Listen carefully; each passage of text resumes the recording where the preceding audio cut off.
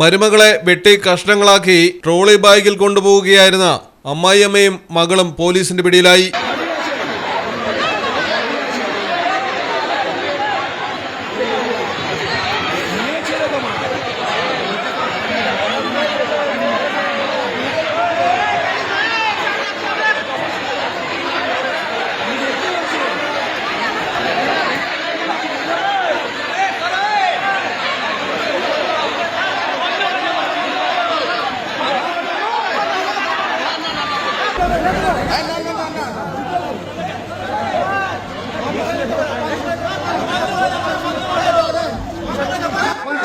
സംശയം തോന്നി നാട്ടുകാരാണ് തടഞ്ഞുവെച്ച് ബാഗ് പരിശോധിച്ച് ക്രൂര കൊലപാതകം കണ്ടെത്തിയത്.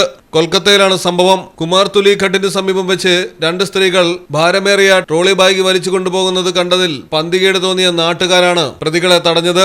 വളർത്തുനായുടെ മൃതദേഹമാണെന്നാണ് ആദ്യം പ്രതികൾ അവകാശപ്പെട്ടത്. തുടർന്ന് കൂടുതൽ നാട്ടുകാരെത്തി ട്രോളി ബാഗ് പരിശോധിക്കുകയായിരുന്നു. നദിയിൽ ഉപേക്ഷിക്കാനായാണ് പ്രതികൾ മൃതദേഹം കഷ്ണങ്ങളാക്കി ട്രോളി ബാഗിൽ എത്തിച്ചത്.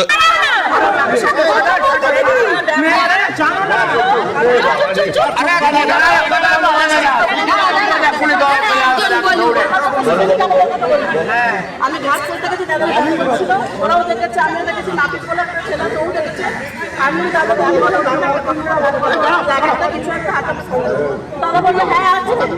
ওরা ব্যাগ থেকে বইটা খাচ্ছে না, আমি পালাই গেছি স্যারকে বলছি। আমার তো মনে হচ্ছে না স্বামী আছে,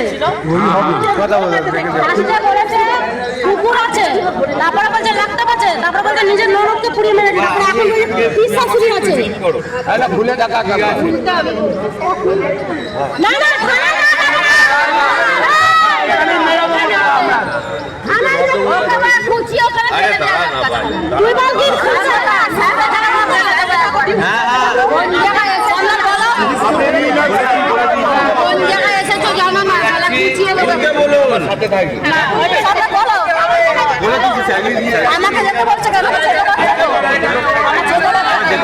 হিন্দি মনে হচ্ছে ঘুরছে কালকে 24 তারিখ মধ্যমগ্রাম 5 সাতাশ দেখতে পাচ্ছে না।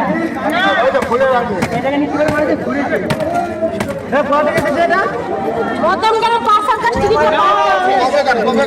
24 তারিখ কালকে আছে তো। আরেকটা আগলাতে একটা আরে পাথর নিয়ে আসছে।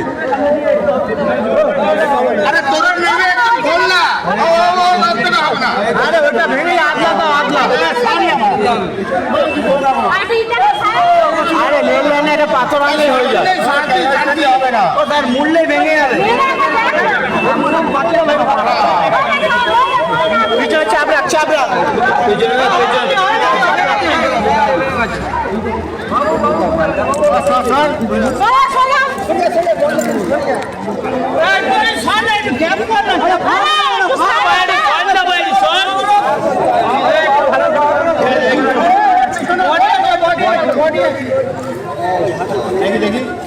বাবা কুচিয়ে